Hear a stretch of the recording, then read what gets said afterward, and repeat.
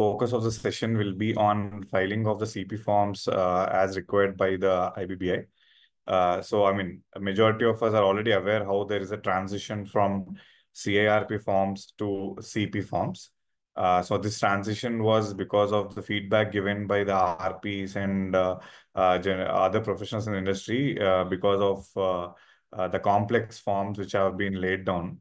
So there was a huge representation made to the IBBA to simplify the compliance requirements of the CIRP forms. So accordingly, the IBBA has come out with these forms CP1 to CP5. Majorly, the forms are targeted at regular compliance, updates with the IBBI, right? So before we go into each of the forms, we'll just try to look at the framework given by the IBBA with respect to these forms, which can help us have a good context before we take the things forward. So first and foremost, we have CP1. Sorry. So I'll just put my phone on silence. Yeah. First and foremost, we have form CP1. So CP1, earlier, if you see CIRP1 was within 7 days of within 3 days of the public announcement, we were supposed to make we were supposed to file this form CIRP1 within 7 days of public announcement. So there was a huge rush and the kind of information we had was also very limited by that time. So now what they did that, okay, from the date after till the time we constitute the COC, there is no compliance requirement in terms of filing anything with IBBI. So this is one major shift in terms of compliance. So now the form CP1 is required only to be submitted before the 10th day of the subsequent month after the report on constitution of COC is filed with the NCLT. So now if we go back and let's look at the timelines. So first on day, so technically we will be filing the report on constitution of COC within 23 days from the insolvency commencement date. That is within 14 days, we will have the claims plus 7 days for verification of claims plus 2 days is for filing of the report. So which makes it 14 plus 7 plus 2, 23 days. So this technically means for the first 23 days, we were supposed to gather more information with respect to the company. And only after that, we'll get a form filing requirement with the IBBI. And they made it uniform without any, specific dates. They made it uniform that it has to be before 10th of the following month after the report on constitution of COC is filed with the NCLT. So this report constituting COC is being filed within 23rd day. And subsequently, the next month before 10th, we will be filing this form CP1 with the with the IBBI. So CP1 is technically incorporating the contents of both CIRP1 as well as CIRP2, right? So CIRP1 and 2 together, you can say is what is one singular form, which is CP1. Now the CP1 is enabled for all new matters on IBBI portal. And as a IRP, this is obviously the responsibility of CP1 lies with the IRP. So IRP during the tenure, the one form which they file is with the form CP1. Then, as a IRP portal, you will not get this form CP2 to CP4, form CP2, CP3A, 3P, 3B4. These forms do not populate if you are only in your capacity as an IRP, right? So that's why IBBI and also, in fact, ICSA, IPA, they insist us that after the 40th day, we have to add one more assignment as a deemed RP. That is RP functioning, IRP functioning as an RP, and add that assignment in order to ensure that we are filing the subsequent forms. Okay.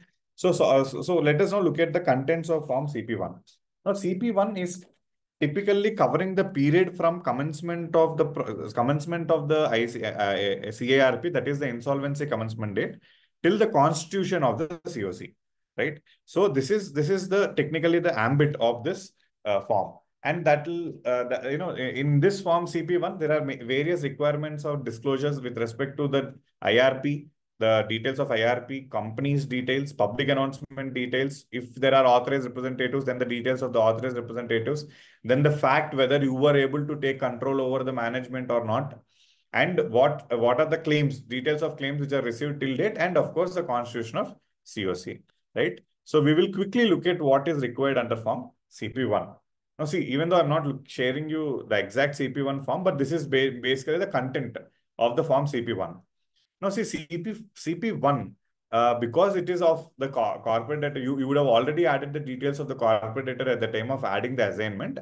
A majority of the details of the CD get auto-populated from the from the assignment, from the add assignment, which you would have done before. So all those details get auto-populated with respect to the company. Then comes some interesting things like whether the company is a going concern or not. Now, how do we, I mean, this is again, this is all similar questions which we had under CARP as well. But now this depends on whether the operations of the company are ongoing. If yes, then we will obviously select it as yes here. And then whether any proceedings were pending against the company under SICA.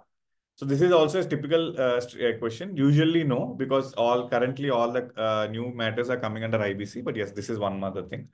Then is there any winding up proceedings under the Companies Act? Then if so, then give the details thereof. Then insolvency professional, only detail we will be needing to provide is the process email ID. So as we are all aware, now the CARP regulations mandate for process email ID to be provided. So once the process email ID is being provided, we will have to ensure that we are functioning based on that process email ID. So therefore, we will have to keep this intact. That whatever process email ID is there has to be provided. I mean, we cannot change the process email ID. So that process email ID, whichever is being created, has to be provided for here. Then with respect to admission of applications, these are again standard, these are details with respect to the application. That is section 7 application or 9 application or 10 application moved by the respective applicant. So those details like the application number, etc., will be provided for here. Now, this is for the IBBI to know which CP number is there, and subsequently, whenever we are giving any updates of orders, etc., that will be tagged to the CP number.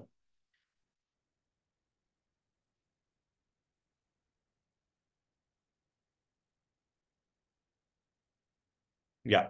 Then once we move down, we will have, of course, these are all again self-explanatory details. Then we need to give details with respect to the public announcement, with respect to date of issuance of public announcement and where we have published, etc.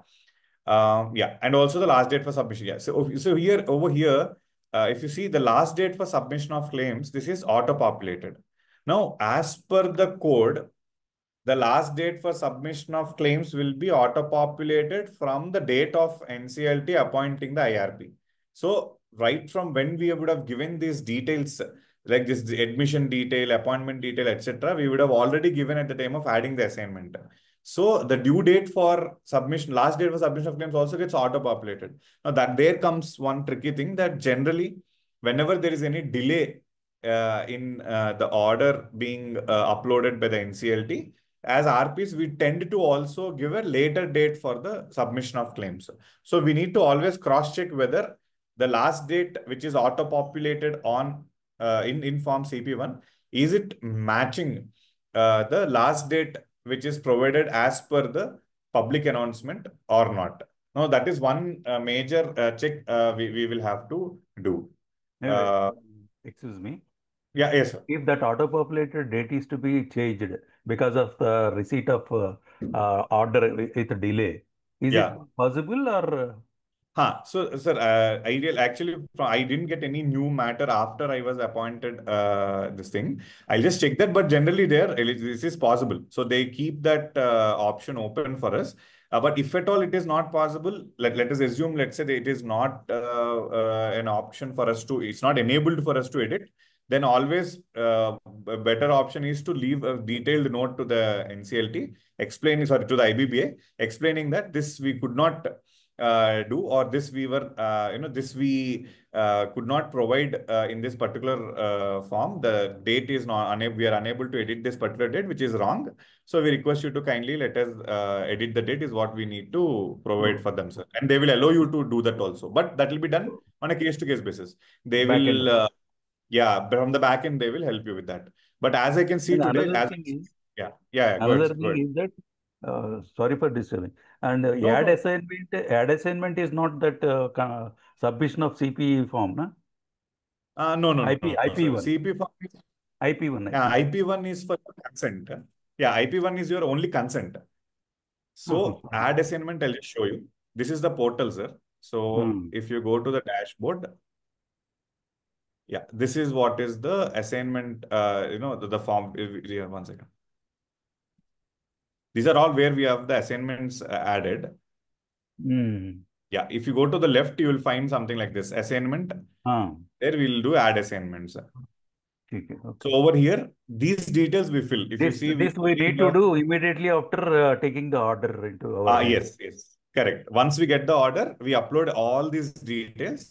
Then IBBA will approve you, and once IBBA approves it, that is when in the dashboard we Voice will is get not clear. this.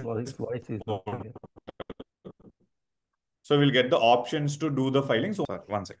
Okay, ठीक Some है. issue with my internet. Is it better now, sir? Yeah, it is better now. Yeah, I was saying that once IBBA approves your ad assignment, Okay, then this portal will be enabled for you.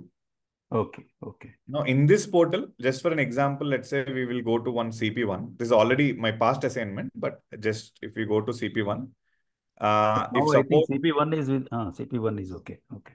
yeah, if suppose we select that the report has been filed on 2nd September, the report constituting COC, then all these details are auto-filled. And we need to add these details, whether going concern, no, whether proceedings under seeking, no, whether any proceedings are initiated, no. Then we will give the process ID, whatever is the process ID.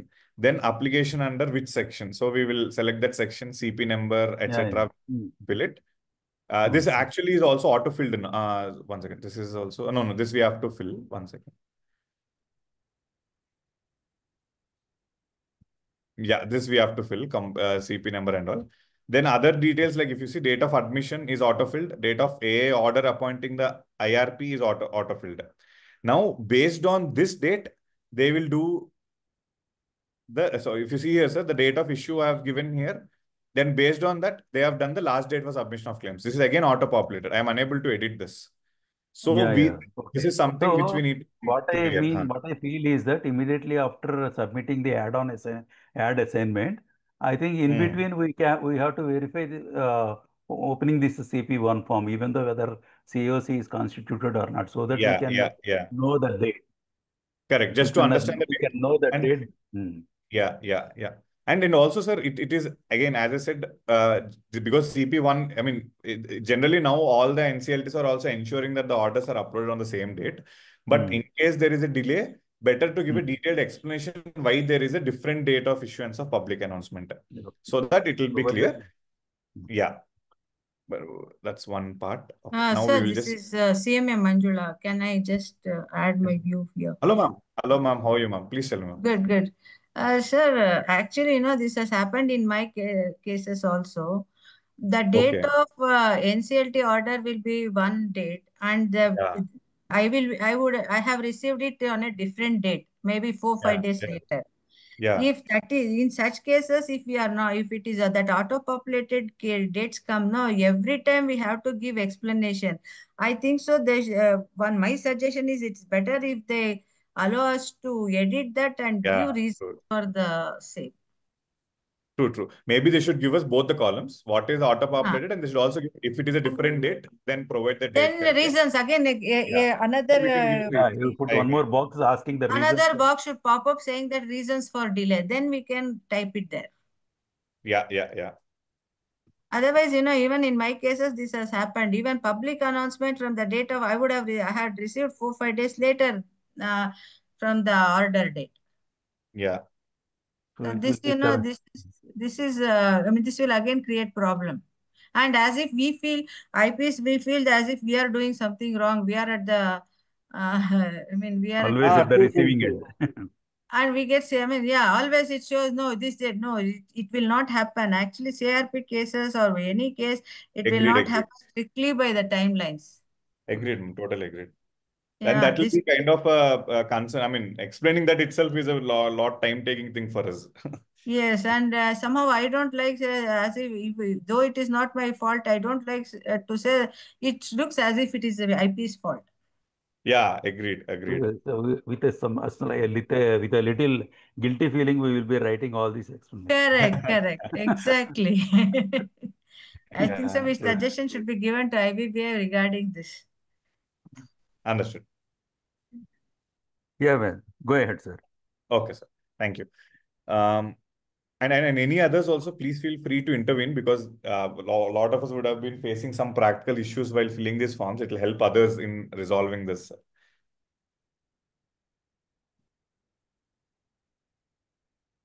Yeah. Then yes. So once we fill this public announcement details, etc., then of No, course, ma'am, yeah. will the IP form be required to be filled both as a I lost you, Kanakji. Can you repeat? required to fill in another IP1 form? Sorry, I completely lost you. Can you just repeat once? So if you were an IRP in the process and then later you get appointed as an Yes. RP also by the COC, should you Uh-huh. be filing the IP1 form twice or once only? Acha, consent form you're saying? No, Yes. there is both the practices. Few RPs are filing both, but in my view, I too have filed only one at the time of giving consent before accepting a case under Section 7. If I am Mhm. continued as an RP, then I don't file one more CP1 because anyways I am filing an ad assignment with IBBI intimating them that I am appointed as an RP. If at all I'm directly appointed as an RP, yes, I think you already know that. But yeah, to answer your question, IP1 is sufficient at the time of IRP. If you're continuing as an Because RP also, I don't think it's needed. because I was actually penalized last year before Yeah, I yeah. got my renewal of an I think AFA. So, Mm-hmm. I think No, no, which I'm is why not I wanted saying to that. confirm what is the new system like. You keep on duplicating things, or is there a shortcut No, that they have? ideally we should not because currently we are informing like once we get as a appointed as an RP, we add an assignment intimating that we are appointed as an RP.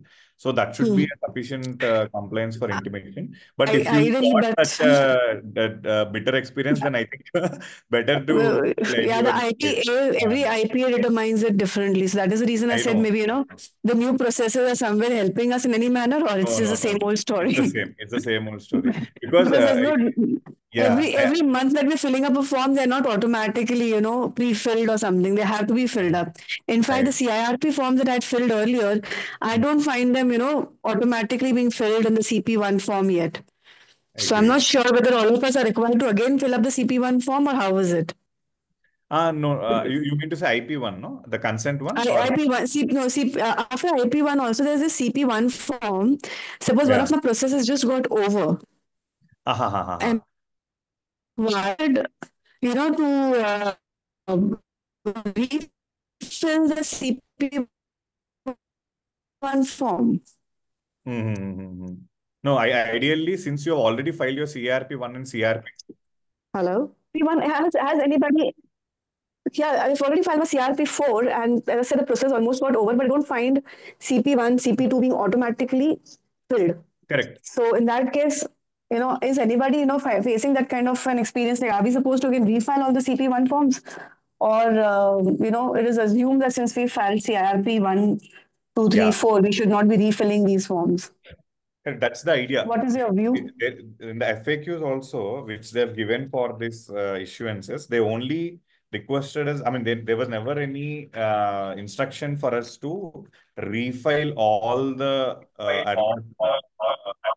But actually, Hmm. hello, Yes, sir. the Hello? regulations, Hmm. when you are appointed as IRP, you will be Mhm. submitting Form 2, isn't it?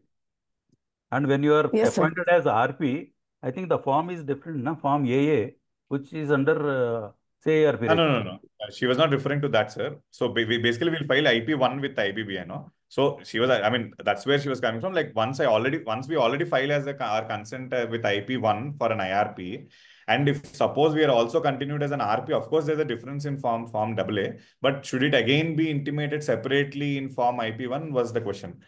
So, IP1 is there, sir. it is there, yes, for consent as to act as an RP.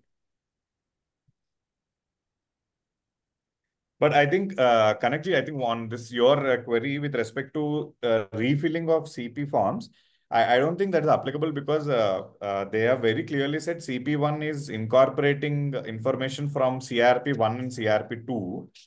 So technically speaking, whatever old forms we have already filed, we need not refill these forms. We should only continue with whatever are other pending forms. Most importantly, CP5. So the only instruction was to Form IP1 is withdrawn. Na? Yes, sir. IP1 is withdrawn, sir. No, we are referring to So, CP forms. The CP1. yeah, no, no, no. CP1 So is a new form. sir, correct, sir. But the situation is that she has already completed at the verge of completing her case, wherein she already filed CARP forms. So now, is there a requirement to refile this CP forms? Is the question. Okay. Okay. So for which I don't think we need to refile anything. So that's not at all the intention, because the due dates, etc., will have a lot of mess up. So whatever was filed earlier will continue. Whatever is the due date coming up, like with CP5s particularly, we'll keep filing it. That's my view, Kanakji. What is your, how are you doing in your matter? we have views which are very positive. The only said the renewal, of our certificates. That is the time that we find that it is not as glorifying as we could have thought it was.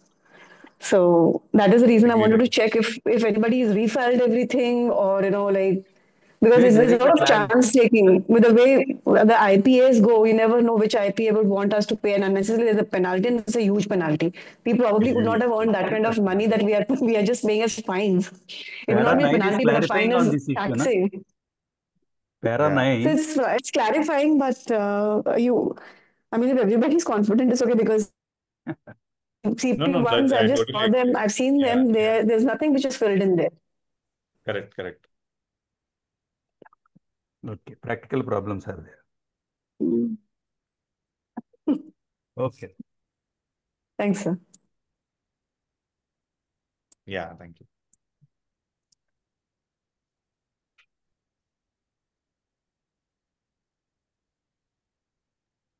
Yeah, this is one clarification, Kanakji. If you see, it basically says the new forms are required only if the corresponding earlier forms were not submitted. So that was where I am banking it upon, that if we have already submitted, there should not be a reason for them to ask us to refile the same information. So I think that's how they also, that's the intention is, right? But I totally agree with you. Any surprising thing can come at the time of renewal of AFA.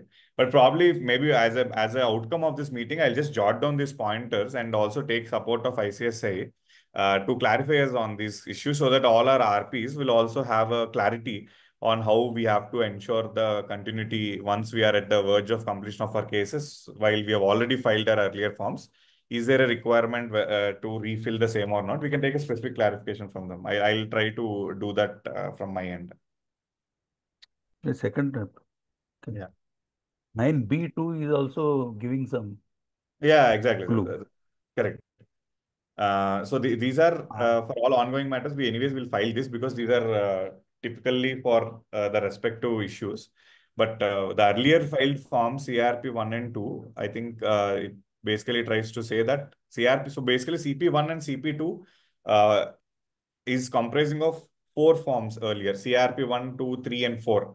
So if we have filed CRP1 to 4 already, then there is no requirement for us to file CP1 and CP2, is what this particular pointer is highlighting on. So that's what I was trying to explain.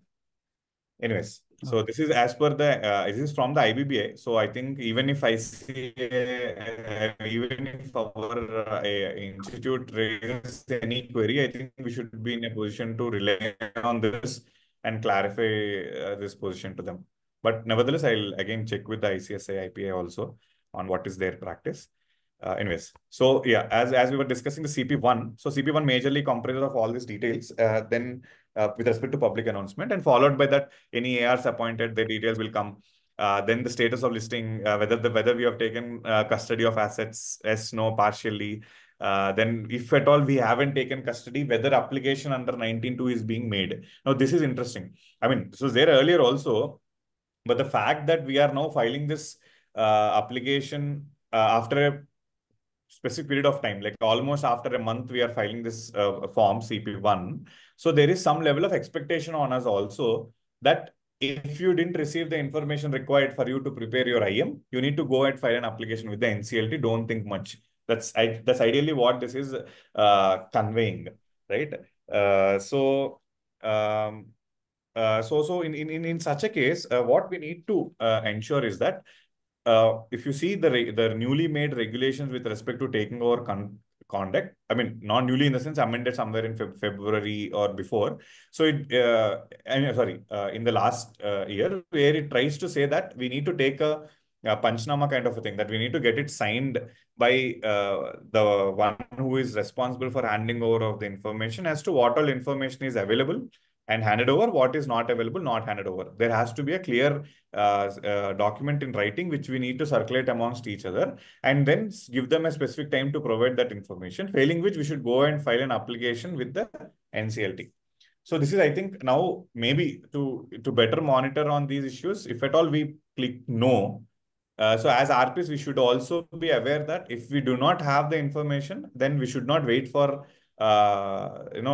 we should not wait and not file this application of under 19 for non-cooperation. We should try to move ahead and file such an application. Because if we do not make, if we haven't made an application under section 19 subsection 2 yet, even after non-receipt of information, then we are supposed to give reasons why we have not filed. So if you have legit reasons why we have not filed, maybe because the the actual directors are cooperating, but still we are unable to specify any reasons, then, I mean, sorry, still they are unable to provide any documentation, then we can obviously provide for certain reasons saying that there is still cooperation. But of course, maybe for these reasons, they were unable to provide the documents, and hence we are giving them certain time to come forward and provide. We can give some reasons over there. But yeah, this is something which we need to be really careful about. Then comes the COC constitution. This should be as per our report constituting COC, and that's all. So basically, as I said, this is covering the information flow between the commencement date and the date on which we and the COC constitution date. Or the report constituting the COC has been filed with the NCLT. So this is the timeline for this form CP1. Now let's move on to the next form CP2. Now CP2 is encompassing CARP3 and CARP4. See, earlier we had CARP3 and 4. So 3 kind of giving us an indication that once we circulated the IM, then within 7 days we used to file 3, and 4 we used to file after circulation of RFRP. Now Suppose, IM was circulated with, sir, sorry. excuse me. Suppose if we could not constitute COC within 23 days, is there any form to be submitted online? I think there is nothing. Earlier, Nothing, sir. Yeah, so if you haven't received any claims, the only situation where that situation comes is when you haven't received any claims from any creditors, or you have received claims which are under other creditors who are neither FCs nor OCs. That is the only situation where that will come up. So which is kind of unlikely, but even not to rule it out, because I experienced one such case where we haven't received any claim from anybody. It was a bogus application and all. So we had to report to the NCLT because NCLT appointed us in that case. So now in such a situation, yes, we will not have any option of filing CP1. We will have to first go to the NCLT, inform the NCLT that no claim has come. Then based on the NCLT's directions, we will have to see what has to be done. Otherwise, in such a situation, because we are unable to constitute COC for lack of receipt of claims, I don't think CP1 should trigger at all. So that is clear. okay. Yes. So as we move to CP2, as I was explaining, CP2 is a culmination of CARP3 and CARP4. So CP2 is providing for the period from the COC constitution till the issuance of RFRP. Now, this is actually a longer period comprising of various elements. So if you see, after the constitution of COC, we'll have the first meeting of COC, where the RP is appointed. Then within 7 days, we need to appoint the valuers. Then within 95th day, we have to issue the IM. Then within 60 days, we will issue the expression of interest. And after we issue the expression of interest, we receive the details of who are all the PRA. We'll publish the provision list, then the final list.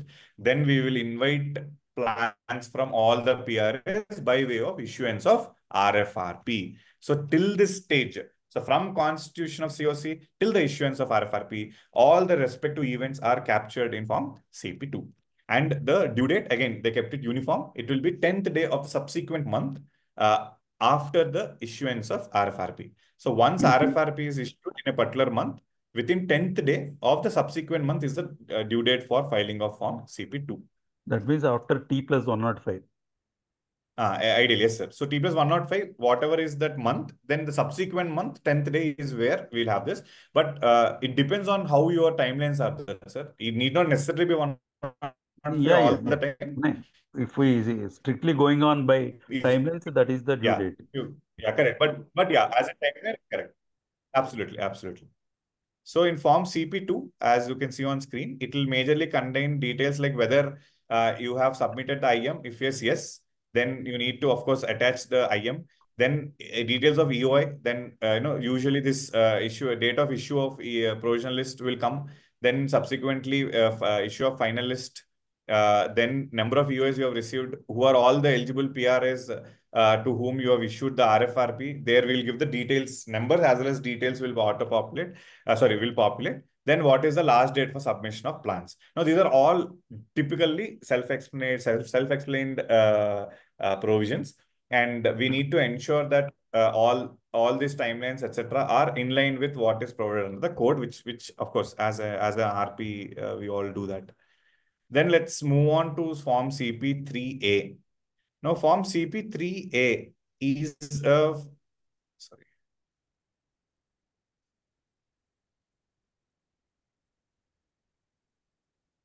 I'm sorry, one second.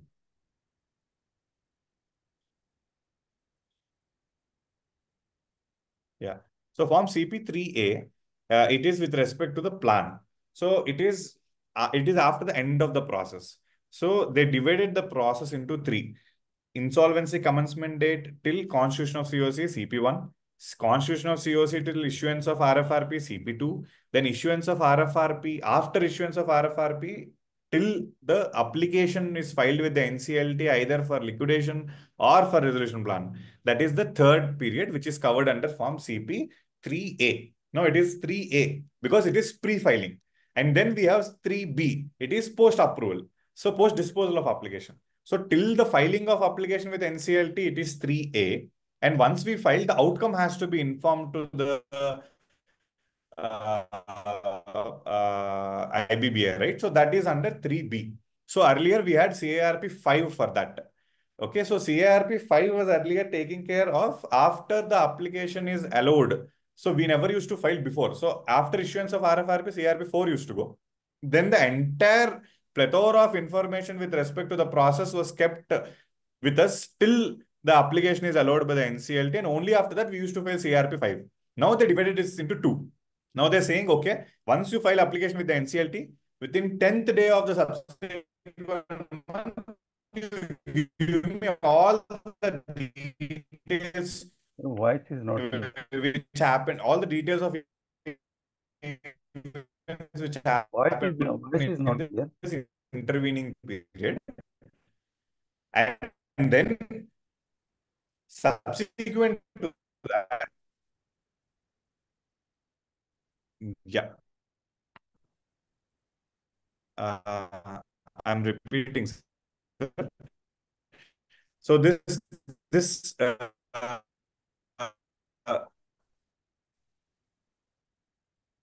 I think your audio has a problem. am I audible now, sir? I think some breaks. It's breaking. Voice is continuously breaking. Is this clear now, Yes, sir? still it is there. Still the Is breaks are. my voice clear?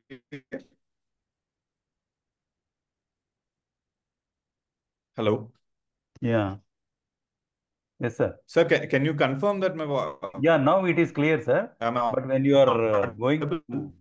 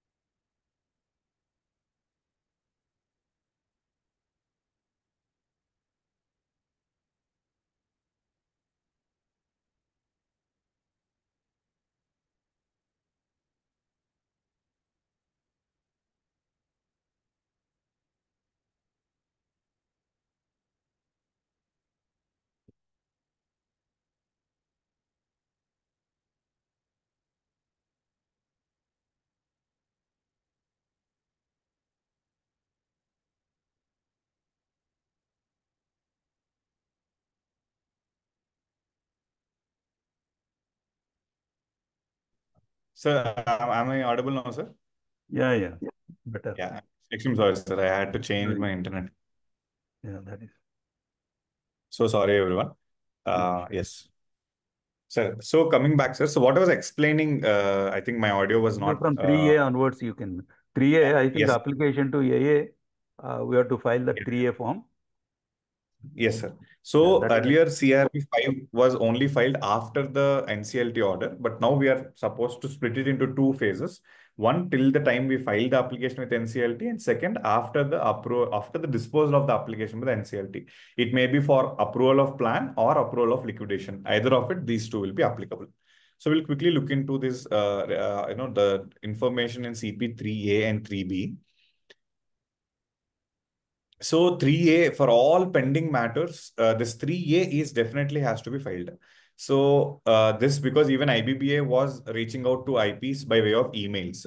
So IBBA was also informing that for all your pending applications, wherever you already filed your application for approval of the plan, in such cases, Form CP 3A will become applicable. So this will have to be filed. Of course, the timeline as on today, we all know it is till September 30. Even though the deadline of it has long surpassed for all those who would have already filed applications for approval of the plan. But for all those pending CARP, ongoing CARPs where plans are already filed or liquidation applications are already filed with the NCLT, you still have to file Form CP3A. Now, in CP3A, the major content is with respect to the application. So, what is the application you have filed? What is the e-filing number of it? Is it for approval of resolution plan or for approval of liquidation? Approval of liquidation. Or it also talks about process closure, which usually will be in if at all it is for 12-day withdrawal, etc. will also come there. So that is what is process closure, or even if for any other application as such for that factor. So you need to select one of the option. Is it for approval of plan or for liquidation or for closure, which is under 12A, or dissolution or any other. Now, dissolution, technically, as we all know, this should be a concept under liquidation, but there are instances under CIRP where the companies are filing, RPs are filing for direct dissolution of the CD. So in such a situation, we'll opt for that.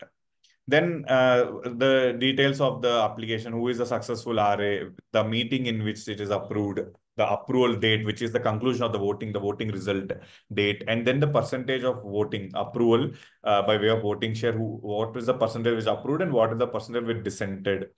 Then in case of application for liquidation process, then the reason why we are filing it, the meeting in which is approved, same percentage, etc.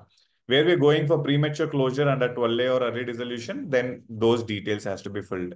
Then the common details for all this is, do we have any interim finance? Have we availed any? If yes, then it provides for certain details of interim finance. When did you avail it and at what is the rate, etc. So if you see, this has technically reduced a lot of information flow which was earlier there. But of course, this was only because this is only till the point of view of, it is from the point of view of filing with the NCLT for approval of resolution plans, etc. So these basic details are being sought in 3A. So for again, just to repeat, for all your ongoing cases where you have already filed your resolution plans with the NCLT or liquidation applications with the NCLT, and then and this was done even before CP forms have come into picture, you still have to file Form CP3A. There is no exemption for Form CP3A. So just for my benefit, the early Yeah. dissolution portion you said, which one is the one that you have to fill up here? It's not the liquidation, is it? It's not liquidation. This will be premature closure of process. So if you see here, Okay. in case application for closure of CARP file, so Okay. here we have three drop downs: application for plan, liquidation, and CARP, closure of CARP. So under closure of CARP, we have 12A or early dissolution. So that will come here. There will be a drop down. Is it withdrawal under 12A or others? If it is others, then you will have to specify. So you will click others, and this will be under closure of CARP, not liquidation. Section 4. Okay. This is when the application Yeah, is being section. filed. 3A has to be filled This is for 3A. early You're right. dissolution. Absolutely right. Absolutely right. And this is for all of us. So even for ongoing matters, we still have to end up filing. Very relevant to what you asked before. So, Mhm. rating both together, CP1, CP2, we need not file again. But CP3A, since it's a new form introduced, even for all old pending ongoing matters where plans were not yet approved, plans are still not yet to be approved and pending before NCLT, for those we will file CP3A. Same goes with liquidation not yet approved or process not yet closed for 12A, or as you rightly pointed out, even for early dissolution. For all of it, CP3A is what we will file. Okay. Yeah, thank you. Then yes, and then of course, finally they also needed some interim finance. If at all we have availed interim finance, then the details of interim finance will come here. That's it. That's it about 3A, and then we'll go with 3B. Now 3B is where it is providing for the approval, right? So it is within 7 days from the approval of the plan or approval of liquidation or the closure of the process, right? So that's when we will file 3B. So 3B, it'll ask what is the nature of the order. Is it plan, liquidation, closure, or is the process set aside by NCLT, NCLAT, or anything else? Now see, even process setting aside by the NCLT, NCLAT, etc., we will have to report it under 3B. So we'll just go back and see the remarks here. I think we have already seen, just to reiterate, yeah. So 3B is for the period from approval of the plan, within 7 days of the approval of the plan or disposal of the application is what we'll file 3B for. So coming back to 3B, yeah. So then what is the approval date? Then admitted claims, all the details of the claims, etc. we will provide here. This is basically the latest list of creditors which we would have filed with the IBBA that has to come. Then comes the details. If it is a resolution plan, then we'll have to provide for the realization provided in as part of the resolution plan. So these are again based on the facts. So each class of creditor, what are they receiving is something which is being provided in this.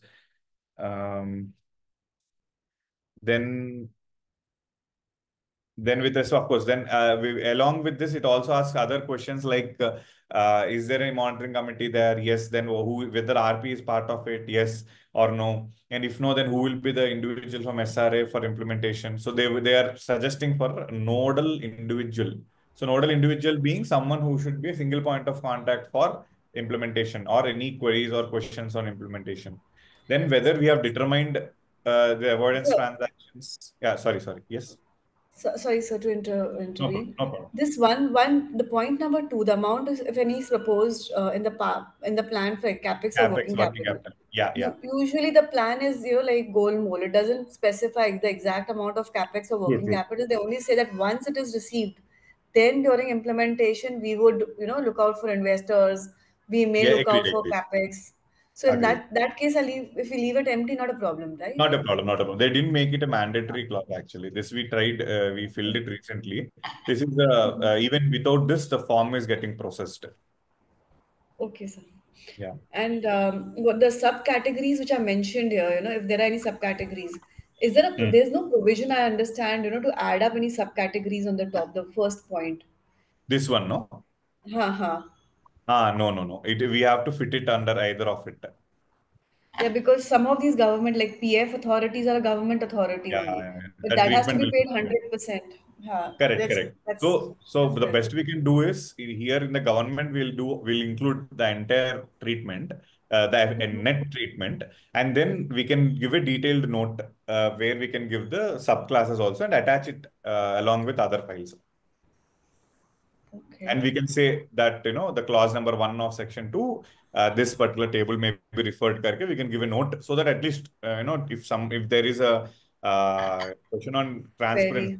say we have already attached it. But I always suggest we need to attach. I do that. But where do we attach it? Because here they have got only six attachments. So for the six attachments, we'll Yeah, have one of them is a Form H, which obviously will have this bit there. In fact, we had a trouble with the size of the forms also. I know that is a You major know, trouble actually. They don't allow beyond 3 MB or something. That is having a problem, particularly for these kind of formats and resolution plan, which has a lot of managers. and unfortunately, the IT team also does not respond. You're trying by reaching out on mail or contact number? If we are making a note of it, sir, Yeah. Generally, nobody they are. answers our queries. Yeah, generally on emails, they do respond, but after we do a lot of follow-up, agreed. But So a lot of follow-up. See, 7 days of time is only what we have. true, true, true. And if it goes, beyond 7 days, we are the ones who are going to be, penalized, Yeah, yeah. not even fined, Agreed, forget it. agreed, So agreed. if that is going to happen, then they should actually equally share the burden for such delays. True, Because true. IM and respective, they've got a size restraint. Some of our Hmm. IMs are actually, they are, pretty lengthy and exhaustive. Yeah. IMs, RFRPs. So it's really not In IM, possible to so ma'am, fit. what I suggest is, what I did at least in one case in IM is, because same I had a issue of size because the size is really huge. We provided a data room for the PRAs. Now I can't give it here. Fit So it what I did, here. हाँ, तो मैंने ऐसा करा. I gave the entire IM, I mean the PDF form, the basic format, and then the annexures, Uh-huh. etc. I kept a link. So annexure wise, I made a table and I kept a link Mhm. which can be clicked. So I kept it a soft copy, Oh, single pager. i- Yeah. in the PDF In itself. the PDF itself, I kept it so that at least, Okay. if they ask me, I have a reason to say I could not upload the Please entire click file. the link. Yeah, you click here, you find the entire thing. I gave complete access, no password also.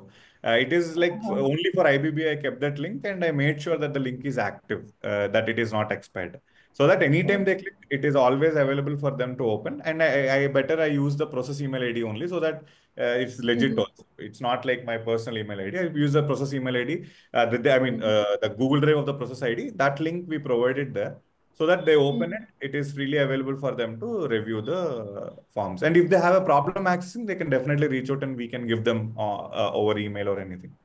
Same I did with Okay. resolution plan also, because resolution plan, right? It The at least sizes. yeah, these are all signed copies. I can't give a soft copy.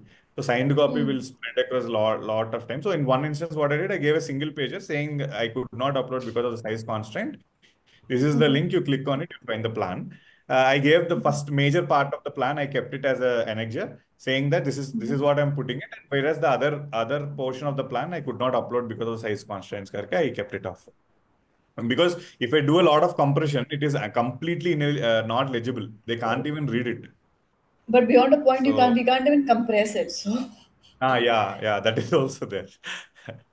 So yeah, so and coming back, the clarification which you rightly pointed, where to put it, what I do is I typically try to put in either of this and give a clear note. Majorly better to put it under resolution plan or format, and Sir, or maybe under order. It's fine, but somewhere we can give a detailed note at the beginning of this particular document, saying that since there is no other attachment available, we are attaching as part of this.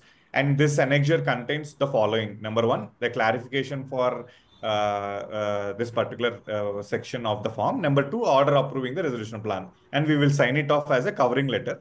Then followed by the covering letter, we'll give first the clarification, then followed by that will be the order. So we can tweak it like that. Yeah. sir, those attachments which we could not upload, can we send Ah. it by mail? No, no, no, sir. No email submissions, they will not take it as they long back they clarified that email submissions are not allowed. Acha, acha. Yeah. So somehow we have to try to put it under this only and try to see how if they have. I mean, if they have problem accessing, they usually come back. So better within the. I mean, as I suggested, we can better to keep a link and give it accessible. Like it should be in a way that they can click on it. Mr. Prakul, if you have an opportunity to, put in your points and send it across, please make this a point that the attachment sizes should be acceptable because we put in a I lot of time and effort doing something like this. Even if I if agree. I whether agree. we have got one active case, Totally. also it's a lot of time and I know. energy that is wasted doing it. Yeah, and also training the team to do it. Obviously, as RPs, we doing it is such a big task. Now, training the team to Ah, do all this is a very difficult thing, which means the quality time of RP will be spent on these kind of and technical issues. frivolous Yeah, act, yeah, yeah, and yeah. then the kind of an excuse we get from the IT team is like, we have Hmm. other things to do. It's like, do we only do this? Is what is the question that comes up. So, At this point, I'll as you rightly said, I'll also add this in the compile list of things which I'll reach out to. Yeah, thanks, Raj. yeah. Thank you. So yes. Yeah, moving back, yes, the amounts invested as part of the plan, if any, this will be there. Then monitoring committee part, then our determination on avoidance transactions, then the details thereof. Then any other details like infusion of equity, yes, then what is the equity? If there's a bank guarantee, usually the case, which is for performance security, then the details thereof. Then is there a change in the name of the CD for as part of the plan? If yes, then what would be the name of the entity post resolution is something which we give. Then if it is liquidation, then who is the liquidator appointed? What is the liquidation commencement date? And any other details which has been auto-populated with respect to liquidation will come, because they kept the details simple, since anyways the liquidator will file liquidation one subsequently. So they kept the details simple. Who is the liquidator? What is the commencement date? Then closure or withdrawal or others, we have seen here that, was there a full settlement or agreement to settle, etc. 12A will come here. Then what is the claim and the settlement amount will come here. And then other information which is common for all with respect to valuation, CRP cost. See, this CRP cost, I think this is a very good move. Earlier, it was such a pain to fill in and categorize each of the costs for CIRP. I think now they made it simple. They just wanted it to be divided in aggregate, whether it is a process-related cost or a going concern cost, in aggregate, the total cost. Now, this form or this content is linked to CP5. So we'll get to CP5. There we will see that. But yeah, so this total CRP cost is something which has to be filled. And then, of course, these attachments will go with respect to IM, RFRP, plan, format, which that's the compliance certificate which we filed with the NCLT. NCLT order approving the plan or liquidation or the closure, and then all the COC meeting minutes. Now, this is also a very lengthy document. So preferably better to keep a soft copy of all the forms, which is not signed or scanned, because signature and scan will obviously have a bulky size. So keep it simple, keep the SD signed copies. I mean, only the soft copies which are converted into PDF, all the forms, so that the size will be really less, even if the number of pages is more. So all the COC One meeting more minutes. que- Yeah, yeah, yeah, One yeah. more query, Prakul. So when Yeah, you put in a link, suppose to the information memorandum, suppose at the end of it for yeah, annexures, yeah, you put a link, and you put the link into the drive wherein, or the data room wherein yeah, yeah. your mail ID was there. Hmm. So suppose it goes into liquidation, and there's Hmm. a liquidator appointed, and you have to hand over your Yeah, email yeah, yeah. ID to the liquidator. Then how does the link Yeah. work? Then I To think follow, that's a he may or may not want to survive that particular attachment true, for true, whatever true, reason. true. In that case, better our ID which is registered with IBBA, on that we can upload so that it is in our access. Generally, we have a office subscription in our firm, so I do everything in that office subscription thing, because it's a very fair point that it is under my control. Mhm. But yeah, this is a very valid point. If at all the liquidator is taking control and he chooses to even edit the name of the folder, then we are gone. So Yeah. I think it's a valid point. Better to provide in our network, like whatever OneDrive or something we use. It's better to Mhm. provide it in that and add that link there. Okay. But still, yeah, I agree. It's a costly affair, but we. Yeah. They're all assuming as if the all the RPs are making a lot of money from this with the kind of minimum fees that they have Yeah, suggested. yeah. No, Nice. no, but to be frank, the minimum fees has only become the Maximum maximum Norm. fees amount they that provide. no one is going beyond that. That fees only is accepted by all the COC. Yeah. And yeah, what happens to the support services that are there? True, true. They And also do now, not come in for free. yeah, they're looking both as one. They're not giving that No, no, I commercial. have a question here, sir. This process Yes, ma'am. related cost includes all the cost which we incur for appointing the other professionals, is it? Yeah. See, Interim. it says process related cost and they have given Yeah, yeah. only two. Other professionals. Yes, yes, yes, yes, yes, yes. So anything with respect to CARP, like if you appointed somebody for the purpose of CARP, it comes under process related cost. If you would have appointed someone for going concern, like for example, you had additional employees on roles, or Or anything interim pertaining to the going. finance. Interim finance So will that come under going interim concern finance will liability. come under. No, no, interim finance depends, sir. If interim finance is for the process, meeting the process related costs, then we need to categorize it under process cost, because interim finance ultimately CIRP, I mean, the process cost, which we are taking as part of COC CIRP. does not Yeah. COC does not accept, the interim Yeah, yeah, finance yeah. for process related. They are only willing to give it only the A company going concern. requires them, Yeah, yeah, not that the correct, correct. RPs are Maybe basically some taken for free. essential expenses, I think it will come under going concern. Correct. So, but I think as Kanakji has rightly pointed out, it is very true in all our matters also. That is the kind of experience we have. If we say interim finance, they say that, if it is process related cost, they say they termed it internally all banks as contribution. They don't treat it as interim finance. They say you incur it, you raise, we will see, we will, contribute at a later time or something like that. But if it is only for the purposes of, let's say, maintaining a particular plant and machinery, or payment of, I mean, whatever is particularly meant for going concern, I think that's where they are No, considering to provide the finance. interim finance is in relation to conducting the CD, na? That is the Ideally, that is the whole objective, sir. But that's not how practically that's being taken care of, at least by the COC members. They are not, at least as rightly pointed, RP fee is not at all taken into consideration when we go and ask for providing a finance to meet the RP fee. So they feel, that can be the last thing which can be met. Let us take care of other things. In fact, even lawyer fees they are okay to release. Unfortunately. Yeah. Why they don't have any discretion, the COC? They do have discretion, so that's why they don't No. exercise. What I see, if I am arranging some interim finance from other than those already in the financial creator list, I think We can do that. We can do that. that has to be But given the priority of all. that's true. But unfortunately, we don't have a good mature interim finance market also, sir. Like earlier, there was Yeah, ठीक firms है, who have come up like legal pay and all, but nothing turned up because ultimately COC has to approve it with 66% voting because of it being a prior item. So and all these interim finance come with a very huge interest amounts, like minimum ranging from 16 to 24, like that.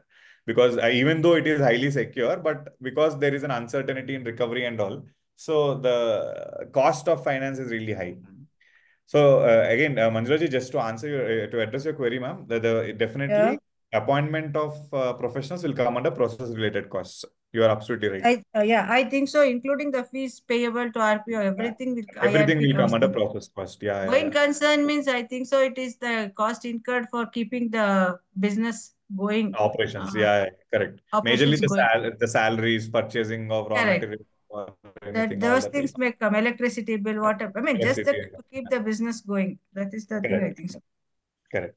But still, again, so I would like to tell you that here there will be problem of bifurcating for RPs. There Agreed, will be a agreed. There, problem there of may be bifurcating. some unique situations where we may have a Ah, problem.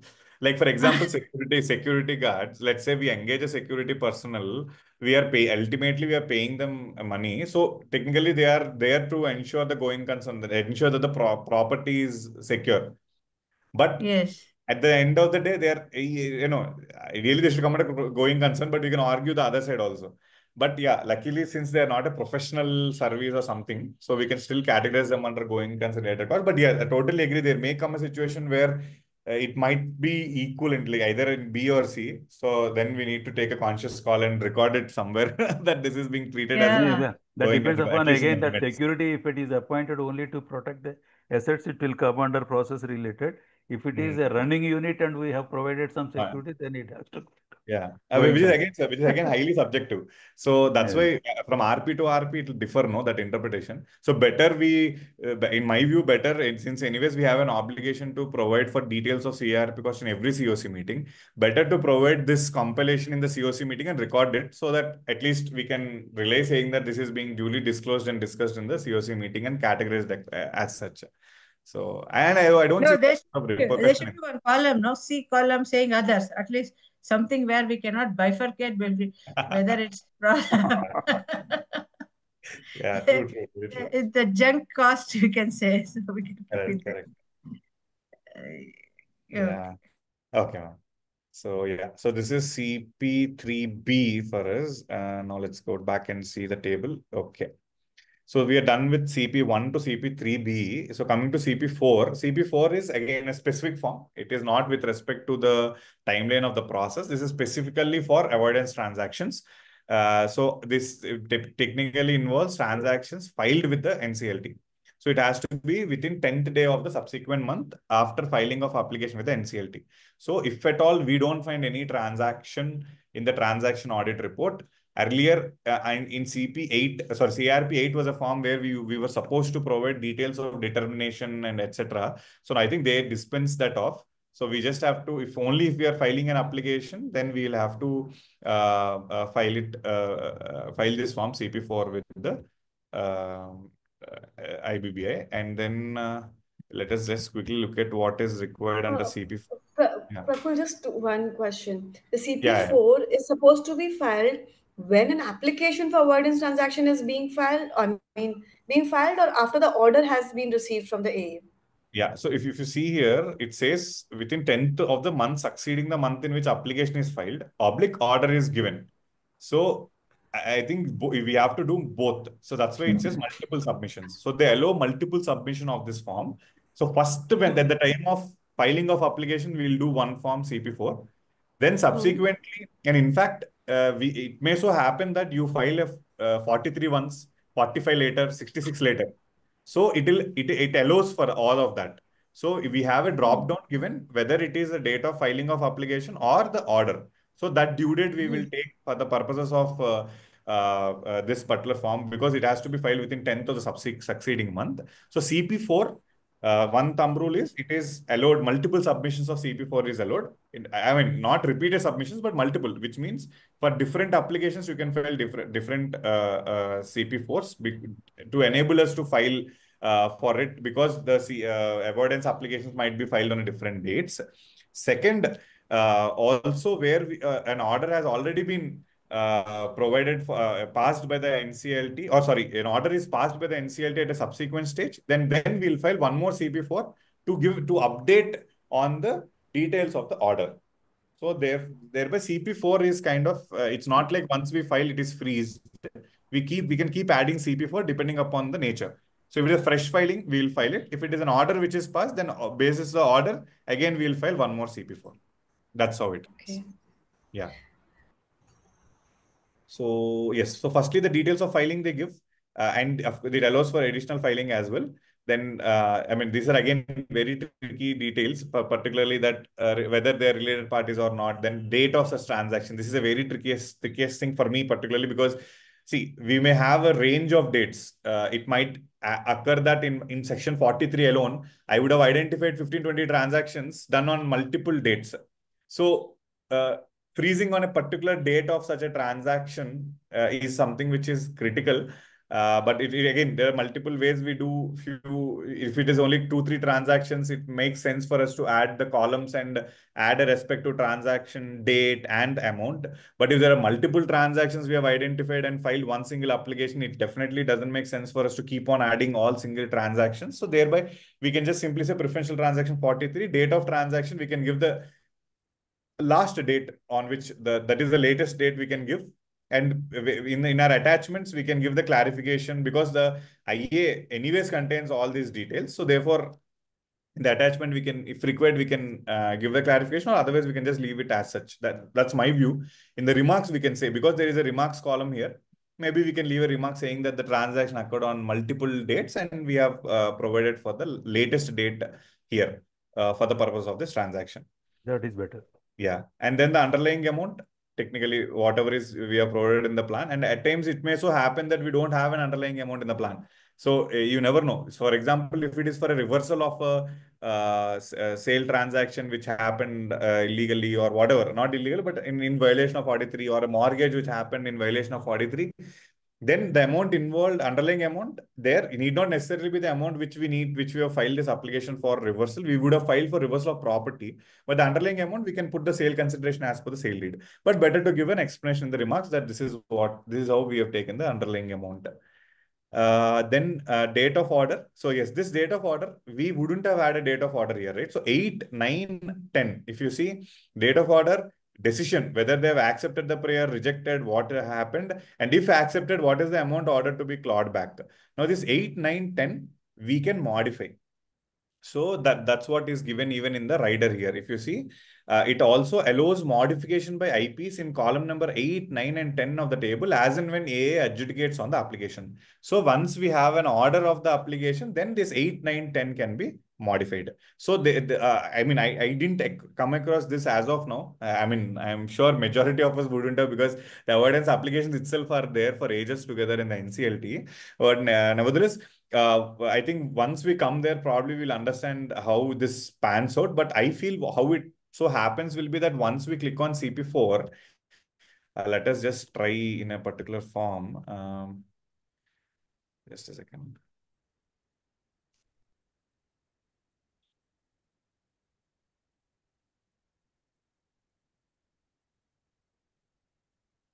Yeah. So once we let us just see how a CP4 is taking place.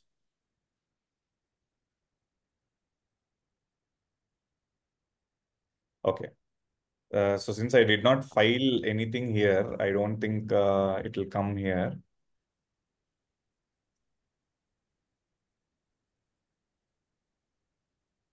Okay, so probably once we have a CP4 added, we can add one more column there. I mean, sorry, we can add these details of the order. Then they will give us an option to edit 8, 9, 10 is what I feel. So anyways. But the idea is that it is a single form. There is no different form given for editing, giving the details of the order. And once these details are provided for, we just have to attach the application as well as the order copy and file the form. So that's about it with respect to CP4. So CP4 is the only case specific form. Earlier we had CARP6 where different events were there. Now all those majority of those events, they made it part of CP5. So then we have the monthly form, which is CP5, which has to be filed every month within 10th day for the preceding month. So it is a monthly form, which is like even if your process is admitted in between in the middle of a month, for the that interim period, you still have to file CP5. So CP5 has to be filed for all ongoing CARP processes. Everything provided here with we will. I mean, entire cost, etc. I mean, so the CP form will be a monthly update form. So the details again are not too high because they are majorly the details are majorly populated from the previously filed forms with respect to UOIs, etc. So I'll just quickly run you through the form. So yes, the general information auto populates. Yeah. Now the major thing which happens here is the extension and exclusion. So over here, one thing I experienced was it is not taking into consideration the start date when we are putting the number of days with respect to extension or exclusion. So the exact start date and end date which we put in this application versus what we would have provided in the NCLT order might vary. Because in NCLT order, if suppose we are seeking a 90 days extension, we would have kept it in a resolution from so and so date to so and so date. But if you put the exact so and so date to so and so date in this table, probably it may compute 1 day lesser because this form is excluding the start date while computing the number of days. This is what I observed. So what I did, I made sure that the number of days is not changing. The reason being, if the number of days, for example, uh, the start date is 1st September, the end date is 30th September. It is technically 30 days for us, while if it takes 29 days because it excludes the first day. So if that is how it is, if I leave it as such, then the total cumulative period of extension granted by NCLT will be a day lesser, right? And thereby, the expected date of completion of CARP process, which is an auto-calculated date, will also become a day lesser, which will have a problem for us in terms of the process. So therefore, one has to ensure that this number of days is exactly matching with what approvals we have in place so that we will have a proper expected date of completion. Or we have to ensure that the end dates are proper, irrespective of the number of days. Overall, what we need to see to it is that the expected date of completion of CARP process, which is auto-calculated, should match with what is the expected date of completion as per us. Only then we are Um, right. Yeah. Prakul, Yeah. I have a unique situation here. Uh-huh. What is happening is my date of initiation of CIRP itself is captured wrong, because of which, even if I add up these dates here Oh as to my God. accepted, so Okay. my, like, it goes right up to 2018. Oh my God. instead of the current duration. Now, this must Okay. have got admitted once upon a time, and again, the process again restarted once it failed. The earlier compromise Oh, oh, failed. oh, oh, oh, oh, oh. So that's the reason it's taking the original date of the earlier initiation. So in My such a God. situation, what are you suggesting do I do? No, Because I that's can a do nothing about major glitch. 2018 as a closure date or a Yeah, year. yeah. No, no, that's a major glitch. We have to, I mean, you have to inform them, their IT team only. There is, Who do you inform? The problem is the bigger part, the biggest question is who's going to answer. Today, yeah. IP is the least important in the entire system of IBBI. So Mm-hmm. if we put in this kind of a query, I've never heard them, answer back or respond or do anything unless, I Yeah, have yeah. to take a top-down approach at times. At times, yeah, yeah, I agree, I agree. But there is one technical thing. They have one email ID. I don't know if I probably went already. There was something Usually, of at least, support forms, yeah, yeah, yeah, correct, correct. but that nobody answers. I never seen a response Acha, acha. coming from there.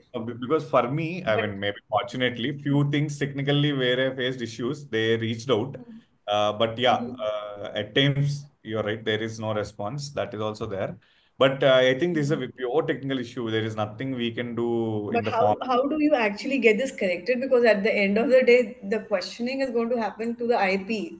I know, Nobody I is know. going to catch hold of anybody in their technical team. How much True, ever true. big a failure that that could have True, occurred true, because true, of true, their true, true, true, true, true. I think non-responsiveness. now that this is there till September 30, they have actually kept this open. But I think this is a very peculiar situation because a new earlier case was there. Since it is auto-populating that date, it will be very difficult for you to do any change. Change. Yeah, everything is Yes. triggered from that date. And the thing is, and like the monthly forms that we are filling, they are not again auto populated for what we had filled up last month. So Mm. every time you're putting in, what extension was granted to you, Ah, where yeah, is yeah, the yeah. RFRP, IM. Extensions. So Yes, the yes. duplication of work is still there. It's not I really know, I know. saved us in terms of Correct. time. Correct. No, extensions, yes, we need to definitely repeat every time. But with respect to the RFRP thing, no, it basically says only if there is any change from the previous segment, you report. Otherwise, you need not correct. That's what I have But then, seen. so if it is empty and it's a star mark thing, and it's a It is compulsory still taking up. mandatory. No, it Uh, doesn't. And in fact, the number of Acha. COC meetings that were held also, you have to repeat it every month. Yeah, So yeah, your yeah. effort is there for, the entire form has to be refilled, almost refilled. Now, when Mm-hmm. your RFRP has gone out, your IM has gone out, your dates don't undergo a change. Certain things don't undergo a change. So True, true, certain things true, they true. have to ensure that uh, they reduce that effort of filing or filling up a form. And there are likely to be errors also because every time that you have to open up a calendar and Yeah. there is a time fixed beyond which like some 5 minutes time or something. After that, it automatically like comes Oh out. God, The it screen logs comes out. out. That So is horrible. Yeah. Yeah. so whatever effort you've put in, you have to again repeat and refill it. Correct, correct. No, that's horrible because we fill in a lot of numbers, no? At times, what we do, because we don't fill Excel and come here. At times, we just go on the go in the flow. Suddenly, Yes. it gets You logged out. realize So it's nothing is saved. nightmare. Yeah, Yeah. nothing is saved automatically. It again, you're right. You're locked out, and again you have to re-enter everything, and this keeps on happening. Yeah, And the number of times of iterations that take place automatically you make a mistake somewhere or the other, like the definitely, year or the definitely. date or the time or something of that sort. Yeah, yeah, So if you have a chance to write a few things, please, like yeah, sorry, yeah. I'm giving you inputs because this is like really No, no, no. taxing every time that the forms are being filed and filled. I agree, I agree. Sure, sure. Yes. Yeah. So ideally, the idea is to give the data filled in previous forms, but yeah, it's not getting filled in few cases. Agreed. True. Okay. Now coming back just to look at what is sought in this form. Yeah. First, the extension and exclusions. As again, this is extremely important from the process point of view. So even we should ensure that our applications with NCLT is on par with how this particular form is taking the dates also, so that we will not have a concern tomorrow for the delay. So as on today, I think they'll be fine. They'll not cause a problem because it's already done. But going forward for all new matters, at least if we can ensure that the dates in this form are exactly as per the dates with which we go to the NCLT, it will be better. That's from the process point of view. And then, of course, on the status of the process, is it ongoing, stayed, others? This is something which they would like to know, because if it is stayed, then we need not give any other information. If it's ongoing, then yes, all the other segments get activated. If there's a stay, of course, the details of the stay, which order, etc., has to come. And then, with respect to the ongoing matters, we'll have to give with respect if there is a delay, or if the process is as per the timelines, we can select that. If there is any delay, we have to select it and give a reason why there is a delay. So they've given a drop down of multiple options, the delay might be because COC took time for approval, or COC is not constituted, RP is not able to take control. So one more Yeah, input yeah, here. There is a yeah, yeah. radio button for something like this, whether there's a delay or not a delay. So what Uh-huh. happens is after you filled up the columns below and you put in a submit button or your enter button, Mhm. automatically the radio button changes. It Oh, it it that's flips between the two, three segments out there automatically. This is my what God. I have noted. Oh, okay. So when you're saving Yeah. the form, right? Or when you're No, saving. no, no, no. Once you filled up the column below it, and Okay, then okay. you an enter or something, it automatically flips between delayed, not delayed types. My So by God. the end of it, you don't know what has gone in because Acha, you've got suddenly, yeah, yeah, yeah. Correct, correct, correct, correct. Okay, I just noted it down. I'll also check in my forms this month. yeah. Okay, drop down upload. Fine. And yeah, so we can select multiple options here for the reason why there is a delay in the process. So when they say delay, the model timeline is technically the model timeline is 180 days, and then with an extension of 90 days. But the model timeline is only 180. So if it exceeds 180, then it is as good as there is a delay in the process. So then we'll have to just explain why it so happened. Is it because the UI was extended, or RFRP there's a delay, voting is not yet concluded, whatever is it, we'll have to provide for it in this particular thing. And in majority of our cases, I think it would be a delayed process, because 180 days is kind of dream goal for all. So Sorry, yeah. there is a difference in my Acha, acha, acha. understanding. Of Yeah, course, you may please, please. correct me. Basically, it is delayed only provided when your NCLT does not approve of it. Because when the NCLT is approved of this extension, then Okay. automatically it's an approved process, right? 180 plus up to 330 days, and beyond 330 days also, if it's accepted by NCLT, you're very well within the time frame. I agree.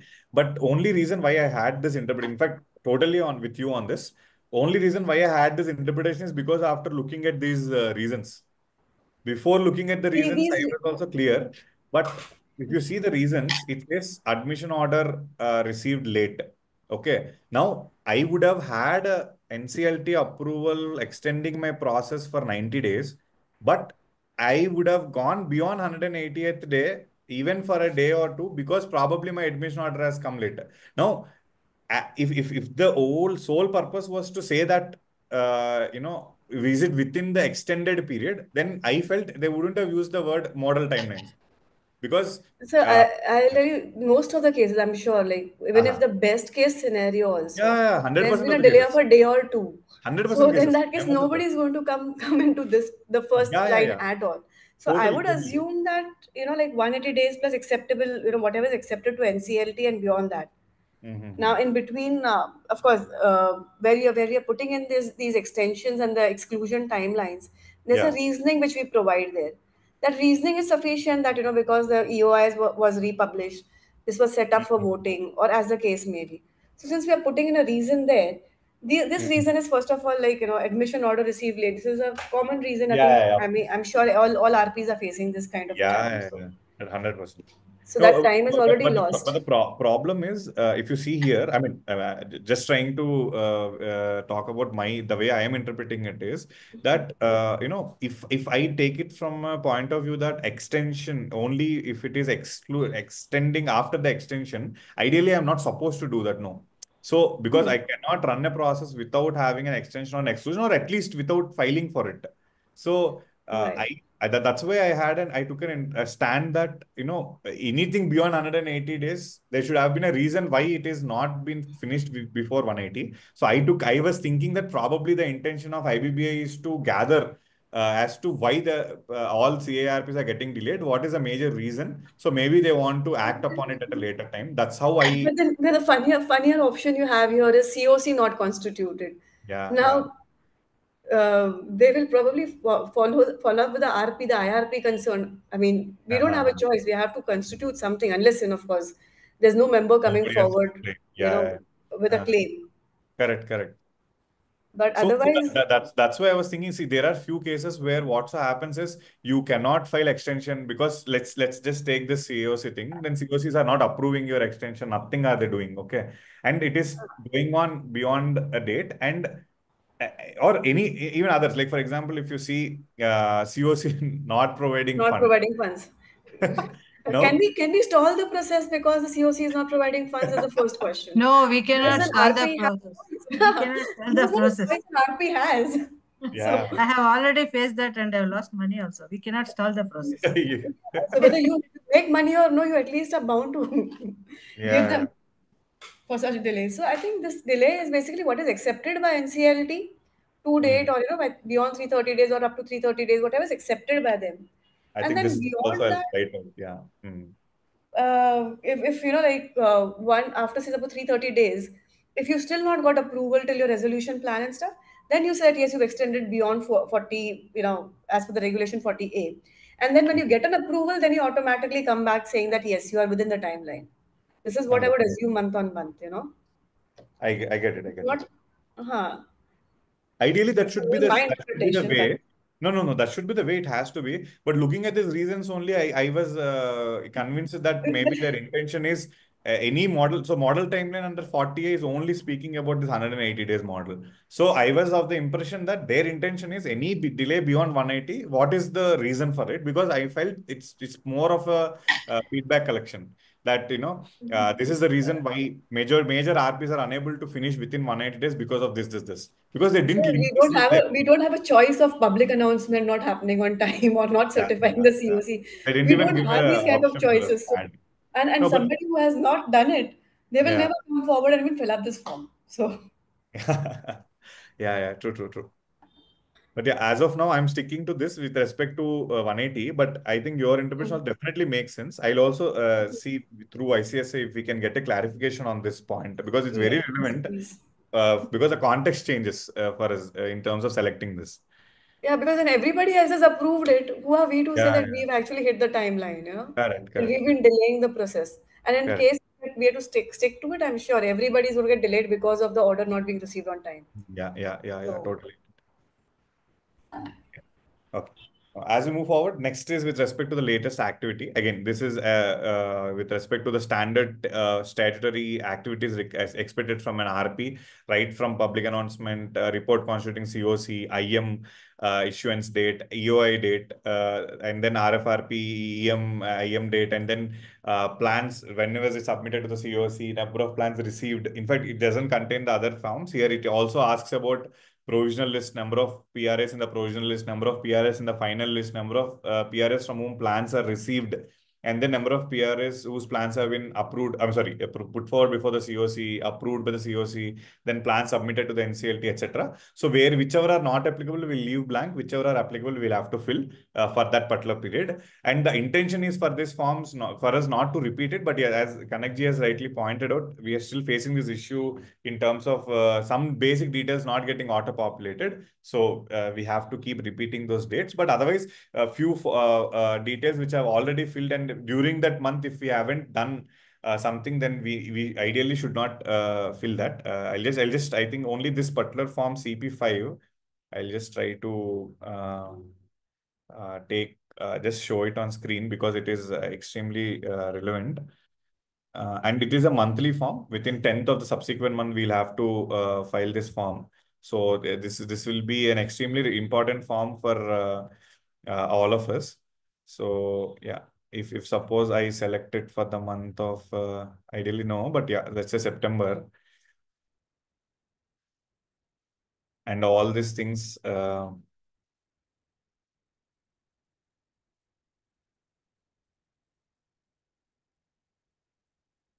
Yeah, the status of the process, the moment we select ongoing, it auto-populates. If you see, it gives other details, and in which these details are auto-populated with respect to public announcement, COC report, IM, expression of interest, RFRP. Then if there is a change in this date, I'll add, otherwise I'll leave it blank with respect to this activity. And then see, this is the heading. In case any activity is re-undertaken or duplicate, add the details below. Now, if it is not undertaken before, then we need not add those details. So therefore, if it is, suppose we are doing one more round of EOI, then I'll add one more column. Otherwise, I'll leave it blank. I will not add anything here. Then with respect to EOIs, like what are the number of EOIs received? It's already auto-populated here. If we have appointed a valuer during this month, we'll provide this. Otherwise, we won't. Then periodicity of COC meetings. Again, here it asks like between the previous meeting and this meeting, what is number of meetings we had, whether we are meeting this, yes, and the latest meeting, the meeting number in this month, we'll put it, and the date of the meeting. Yeah. Can I Just repeat? Yeah. sorry to again No. intervene. Please don't be. It's Now really interesting. valuers, like we may have valuers again. This of course we must have appointed valuers by now because since your EOIs there were 4-5 EOIs that you've already published. Yeah. So valuers are obviously appointed on the 45th day. So I'm sure you Yeah. have to refill this. Now this Huh. of course is not coming. It's coming blank. It should automatically No, but populate whatever is already been filled. correct. But Ideally, yeah. and then your constitution of COC is yes. Then as soon as you put in a yes, you'll again have to refill your names of your COC members. No, it is only asking for And by meeting number. mistake comes And no yeah, because it's the radio button. Number of meetings, yeah, no. here You it have to asks. put in number of meetings. One, date of the meeting. Second, date of the meeting. So there are going to be at least a dozen meetings for anybody. So you have to refill all this again. But what I am doing here with respect to periodicity, if suppose previous in the first time when I filed for May month, as you rightly pointed, I gave all the meeting dates. But from the Till that date, yes. till that day, from the subsequent month, that is from June onwards, I'm only giving the meeting of that particular month. So I am giving meeting number of that particular meeting and the date of that particular meeting, and I am moving it, and I didn't at So least face a problem. Yeah. you'll have to get this clarified because now Yeah, they yeah, go to yeah, September yeah. and nobody's going to check it. After that, if they ask you to repeat the entire No. thing, I'm That sure. will be a pain. Yeah. Correct. No, this also I think it's a valid point. I'll do that. But I hope you understood what I was trying to do, no? Yes. Yeah. Because if you've completed 12th meeting हाँ last तो मैंने month, 13 meeting and दिखा this रहा हूँ month is उसके a अंदर 13 May, put a या 13 number and date. But हाँ I don't suppose this is what this form intends because it's an update as of this particular date. It's not just the हाँ no the but change from the previous month to the current month. how I was looking at it is this is a form updating for this particular month, no, only the month. Uh, So therefore, activity in the month is what I was saying. But yes, because for example, CRP cost, we are giving a comprehensive cost. So similarly, maybe the Right. expectation is to Cumulative. give Yes. all the details. Fill up how many times, and that is a Yeah. place where you can actually make errors and mistakes. At True, one true, time true, you get true. exhausted putting in 2024 and become Yeah, it's a 2025. manual exercise, no? It makes no sense also Yeah. by so many details time and again. So yeah. Mhm. And the COC, you're right. COC constituted, yes, obviously. Every So, time, then you we again have put to in give your this. names. Then you Yeah, can't say that, okay, fine, it's like again change this month. If correct, you were correct. looking at it, month on No, month but basis. there's again one way of looking at it. Probably we should take a clarification on this also. Like, what if their intention is to say that during the month have you reconstituted the COC? Because obviously they know COC is constituted because we have filed CP1. Now, if But during if the month, if the COC is not reconstituted, better to say no and go ahead. That's what I'm doing. I'm not saying yes. If there then is a the question will be reconstitution, like, where, yeah. where is the delay? That the delay comes up saying the COC was not constituted. If at There. all. Yeah. No, I So mean, because that is one of the reasons. If at all there is a COC not constituted, then obviously that will be one part. But if during because my only point of view of looking at CP5 is during this month, how are we? the What last all month there actions was have no happened? constitution of COC, it was Ah, constituted. it's already constituted. We didn't Okay. reconstitute it. There is no change in the claim. So I will click no and go ahead so that the latest information available is what they will have to rely upon for the purposes of CARP. Sorry, COC constitution. So you'll have to actually give us a clarification or get a clarification on I'll this have to because take it's a one. challenging thing.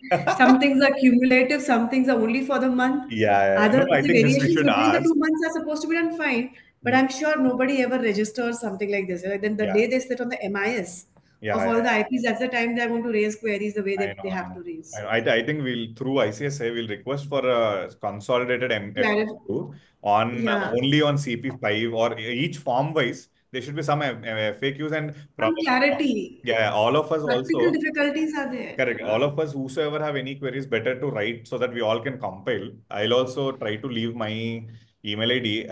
They already have it, but I'll leave it on the chat box as well. If all of can give, I can also take that initiative to compile and write to the ICS site so that we all have a clarity. Now, see, just in this case, how I am practicing like this, saying that it's not reconstituted. Whereas obviously, as you rightly point, the better thing is to better to write the same thing so that at least they'll not come back to say you haven't written. But I am taking a call that it's not reconstituted, so I'm not giving the details there. And if I have 2 creditors, maybe it will be easier for me to write the details. If I have 40 creditors, then every Yeah, single every month. time, and there is no upload claim. Earlier we had that option to upload an Excel file, so now we don't even have that. So it's going to be very Correct. difficult for us to keep writing it. So yeah, I think yes, this also I've noted down. Will And if need be, we can if there's a reconstitution and there's a modification, there can be an existing statement which we will again yeah, change at the end of this particular month. It correct, can't be just correct, that correct. we keep on repeating it. And the worst thing is if Yeah. you've got more than one case at hand, Oh imagine the my. kind of a time that is going to spend, Yeah, yeah. Totally agreed. Totally agreed. 10 cases, 10, Yeah. the 10th you've got to complete. So the first you start, and by 10th day of the month, you complete the 10th case. Yeah. I know. Very difficult. Yeah. And then finally comes the cost related disclosure. So cost related, it is a comprehensive cost. So we need to give like as in the month of May, they first asked us to file a form for the month of May in June, or June in July. Sorry, for the month of June in July. So till June 30, we would have already reported the comprehensive cost. So for every month, we have to give the consolidated cost, not the cost for that particular month. Now this they have given in the in this particular part, I think this is where they have given it. Yeah, if you see this, no, Kanakji, this part, it says whether composition of COC changed during the month. This is in the notification, but in the in the form, there nothing whether COC has been constituted. Now in the notification, the instruction is very clear. No, whether composition changed during the month, no, it is easier for you and me to understand and say yes, no. But when somebody is framing the form, chumma they have written whether The COC has. statement is changed during Nah. absolutely. And then they said it is during the month. They say Yeah, whatever they say. It's not existing in this yeah, statement. yeah. And then if you see the cost So if disclosure, I think that no, there is no further constitution. Or if then in that case it will be a reconstitution. correct. It should be reconstitution. Yeah. Mm. So so ideally that's the intention, but you never know how they are reading it.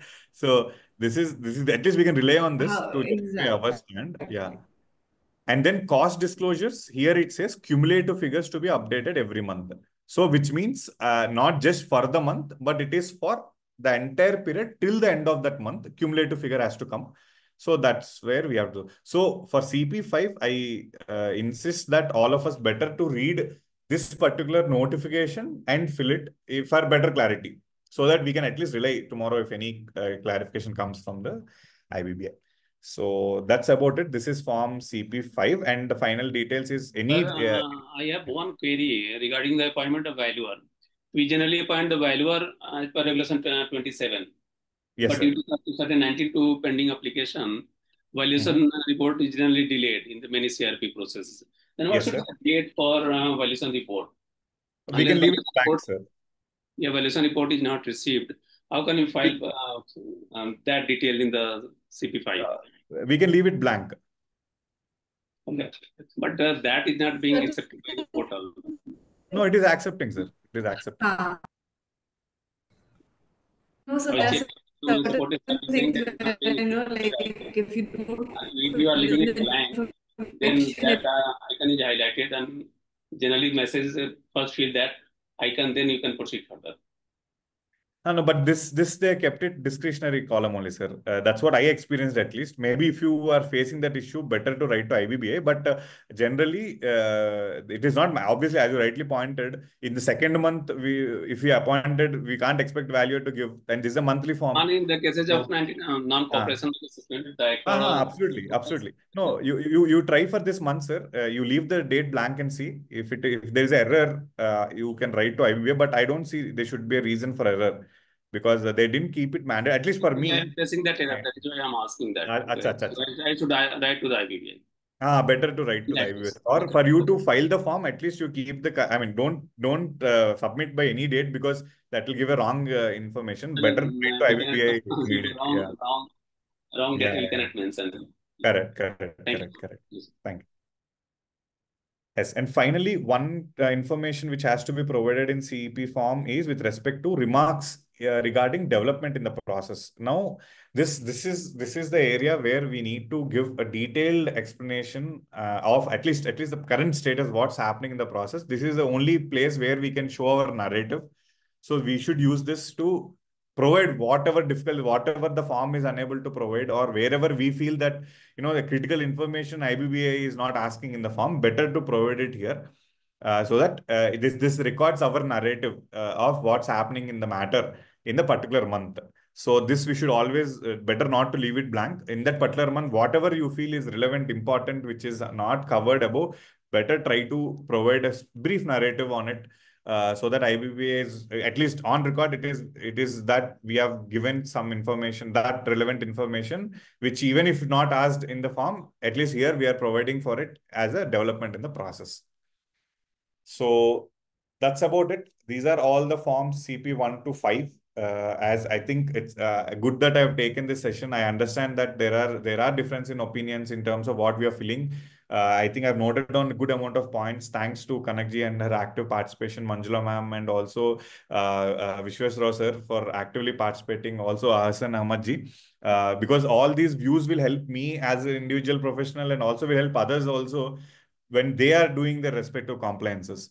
So I think we will write to IBBA on various issues which we had during this meeting. I will use this opportunity to take support of ICSA also, who can help us in getting few of our questions clarified by IBBI. So yes, that's about it from my end.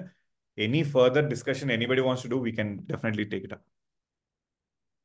Well, you have carried out very well this session. You have Thank you. created interest in the, I mean, a dry area, which is for filling the forms and all. I That's think very credit interesting. to Kanak sir. She had a lot of Yeah, yeah. so I Because think that really helped us. Yeah, some people have already been engaged into this kind of job, and yeah, yeah. some mostly are, I think, new to this.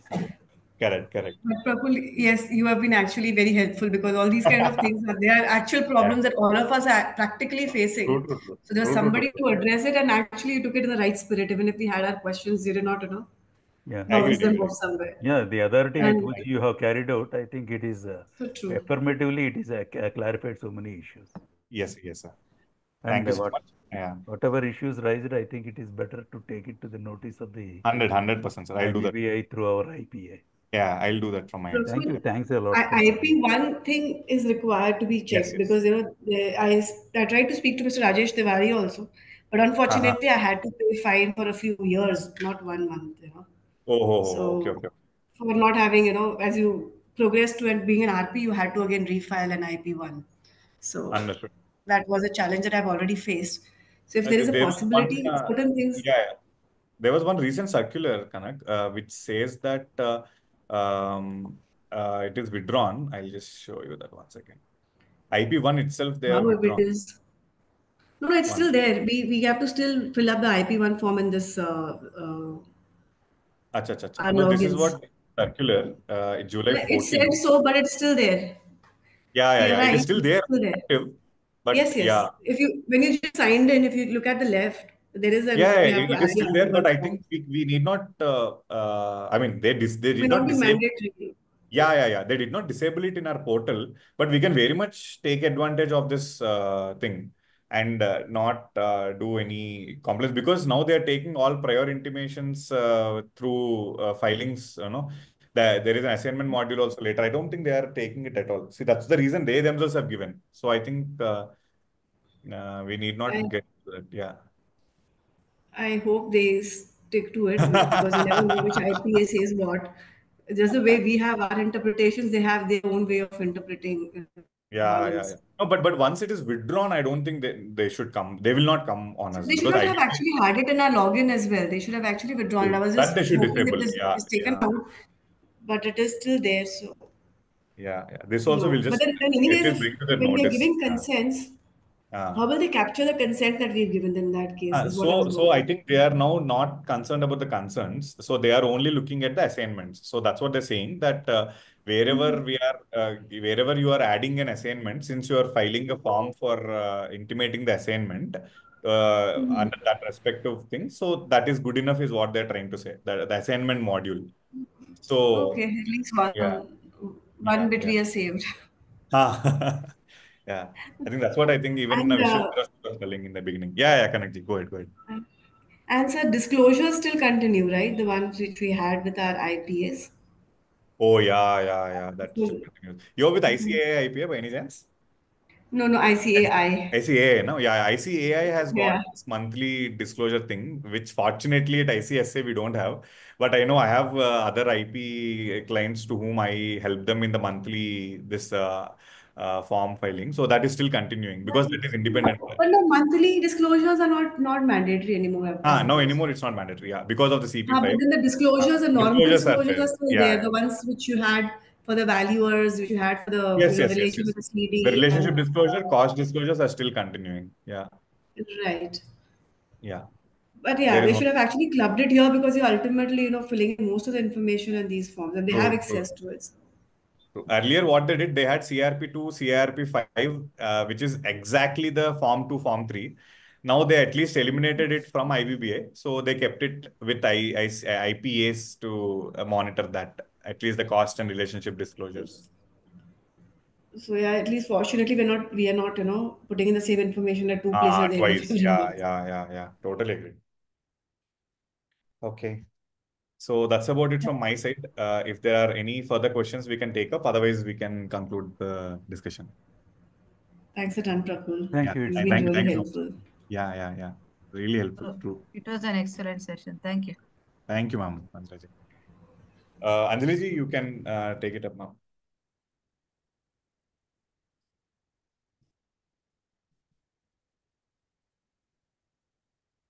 She's waiting for 4 to over. Yeah, probably not there. My sessions are always half an hour before. So, Anjali ji, it's okay. I think we are done. I'll inform her. We can Yes, sir. inform the group also. Thank you so much, everyone. Thanks, and you've been very, very effective. Yeah. Can we conclude? Yes, sir. Yes, ma'am. Yes, ma'am. We can Thank you conclude. very much, sir, Sir, will you be for giving the recording of giving this your particular time and session? spending. Sir, I Uh, will share it with you. Excuse me, sir. Can I know if we could be actually getting the recording of this particular session? Yeah, I think that's what they. Anjali ji, will you be having a recording of the session? Mr. Prakul, Yes, sir. can you give me your mobile so that if Yes, sir. anything, Even I would Yeah, request. even I Yeah. wanted to ask you, sir, your mobile number. Yeah, I left it in the chat box, sir. Yes. we don't disturb Yeah. unless we are. No, please disturb, sir. What is there? Please go, sir. No problem. Where It is will that? be learning for me also. Yeah. Thank you. Thanks, everyone. You have provided? Yes, I provided it on the group, sir, if you can see. Oh, sorry, in the chat box, I kept it. Yeah, 94943. 334316. Yeah. Okay. 94943 34316. 3436. And Prakul at P&K.in, sir. P&K. P&K. Hmm. P&K. Okay. Yeah, that's my official email. Yes. I mean, sorry, my work mail. Noted, sir.